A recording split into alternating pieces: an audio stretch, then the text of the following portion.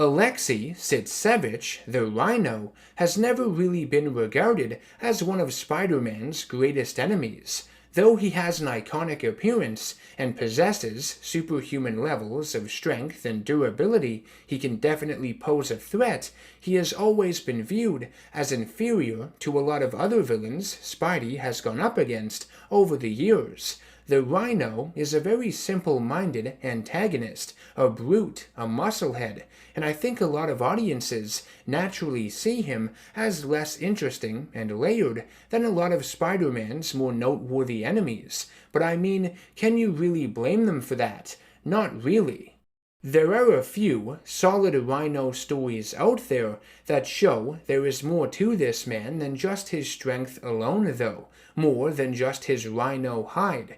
And one of the very best, in my opinion, is a story called Flowers for Rhino that was released in late 2001, nearly 20 years ago. Man, I feel old.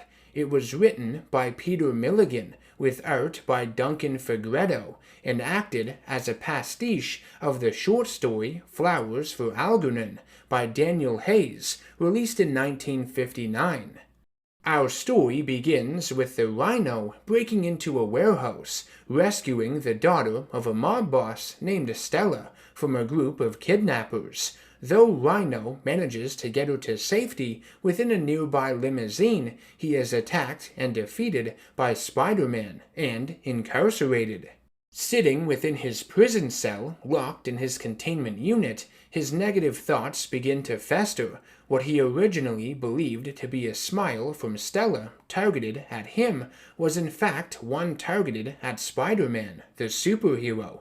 After being defeated by the wall crawler, the news crew who had arrived at the scene poked fun at Rhino for his immense size and stupidity, labeling him the dumbest supervillain around. In the prison, the guards begin laughing at Rhino, who may have near-impregnable, chemically and radioactively treated Rhino hide, but fragile feelings at this point, having to put up with all of this verbal abuse for far too long.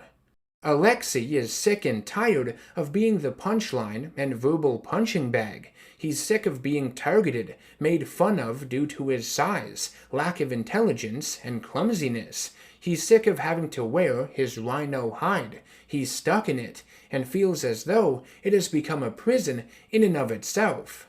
The Rhino manages to escape prison and meets with the doctors and scientists who had grafted his strong suit onto his body.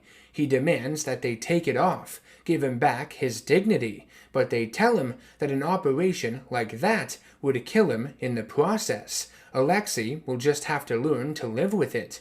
The Rhino is going through a midlife crisis, no longer comfortable with who he is, lacking self-confidence and direction in his life, and is suffering from the onset of severe depression. While attempting to drown out his sorrows with liquor and paid affection, the Rhino is confronted by a man looking for Stella's father named Romeo, who tells him there is an employment opportunity for him regarding Stella, which Rhino accepts, having been love-struck after their previous meeting. He is sent to act as a bodyguard for Stella, though she berates him almost immediately, saying he is just as stupid as he looks. She tells Rhino that he had only been sent to protect her because her father had been paranoid, knowing that Rhino would be too stupid to ever double-cross him. Romeo is also a jealous man, infatuated by Stella, and had chosen Rhino because he would be far too ugly for Stella to ever fall in love with under his protection. Deeply hurt by those harsh words, Rhino goes on a rampage through the city, which leads him to the Brooklyn Bridge. He climbs to the top of it and contemplates jumping off, ending his life, but has a moment of clarity, remembering back to the conversation he had had with the scientist that had created his suit, and the experiments they had done on a chimpanzee, operating on its brain to make it smarter. Alexei returns to the scientists and forces them to perform the risky operation on him in the hopes that he can gain increased intelligence as well. He is willing to take the chance if that means all of his problems will go away and he will be happy.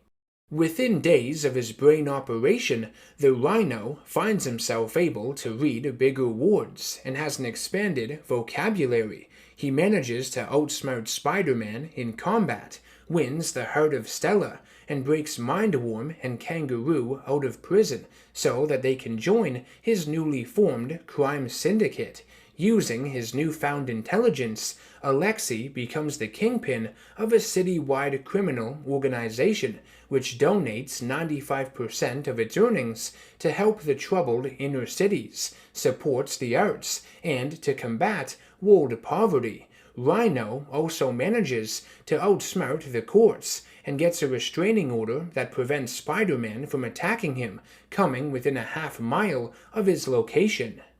All of his intelligence comes at a price though, as the side effects of the brain operation never stop, with the Rhino growing smarter and smarter, to the point in which he begins to not enjoy life anymore, becoming disinterested in the people and world around him, even his love, Stella.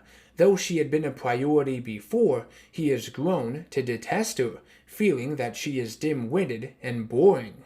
Before it's too late, Alexei meets with Spider-Man, who he has deduced is Peter Parker, and gives him all of the information needed to put an end to his criminal empire. He then contemplates committing suicide once more, feeling life has no meaning, but instead manages to figure out a way to reverse the operation done to his brain, and gives the instructions to the scientists, asking them to make him even dumber than he was before, just to be on the safe side. We then cut to Romeo, who has married Stella and taken over her father's empire. Rhino, having been employed by a rival organization, smashes through the building's walls, having no recollection of the past few days, and happy as can be. Flowers for Rhino is a very interesting Spider-Man story, focusing on one of his most brutish and simple-minded foes, one that very few seem to respect in any real meaningful way.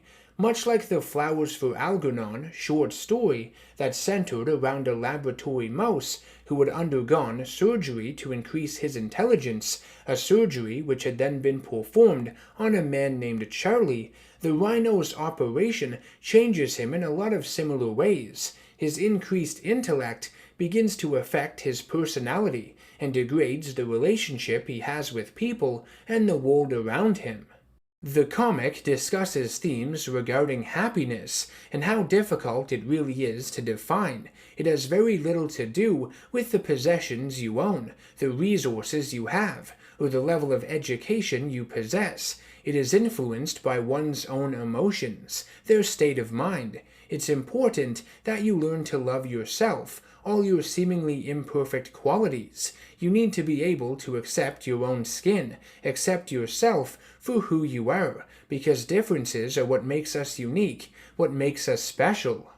The Rhino is willing to lose himself in the hopes of impressing others, feels as though all of his problems, his happiness in life, hinges on his intelligence level. When he becomes a genius, he finds himself worse off than he was before in many ways. You feel sympathy for this man, because he was tired of wearing his suit, tired of being a criminal, tired of the way society had treated him, and wanted out. But the path he chose, the one that seemed correct for him at the time, turned out to be the sadder one. What a cruel hand of fate he was given.